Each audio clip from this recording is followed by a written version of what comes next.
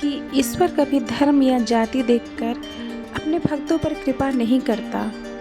सच्ची भक्ति और आस्था ही ईश्वर के पास पहुंचने का मार्ग होता है। आइए आज मैं आपको एक रोचक कथा सुनाती हूँ। ये कथा माँ मैहर देवी की है। मध्य प्रदेश के सतना जिले में स्थित माँ शारदा देवी का मैहर धाम न सिर्फ हिंदू भक्तों के लिए बल्कि मुस्लिम श्रद्धालुओं के लिए भी आस्था का बड़ा केंद्र है। कथा यह है कि सैकड़ों वर्ष पहले मैहर में कल्लू शाह नामक एक मुस्लिम युवक रहता था।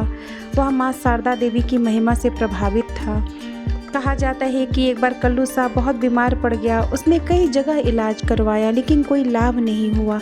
निराश होकर उसने सच्चे मन से माँ शारदा देवी को पुकारा, माँ अगर आप सच में जगत जननी हैं तो मुझे बचा लीजिए। माँ ने उसकी पुकार सुन ली और कुछ ही दिनों में वह पूरी तरह स्वस्थ हो गया। इस चमत्कार के बाद कल्लू शाह माँ शारदा देवी का परम भक्त बन गया। वह रोज चित्रकूट पर्वत पर चढ़कर माँ के दरबार में हाजिरी लगाता था और पूजा में सहयोग करता था।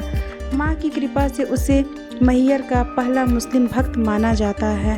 मैहर में कल्लू शाह का मजार है।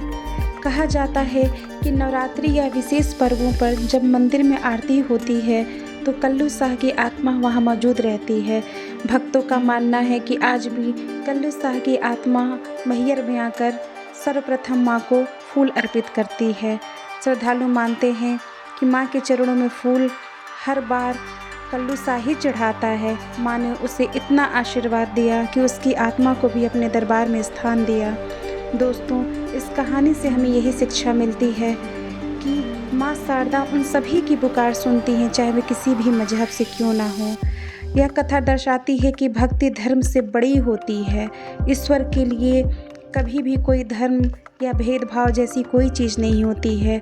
प्रभु सच्ची आस्था और निष्ठा देखते हैं।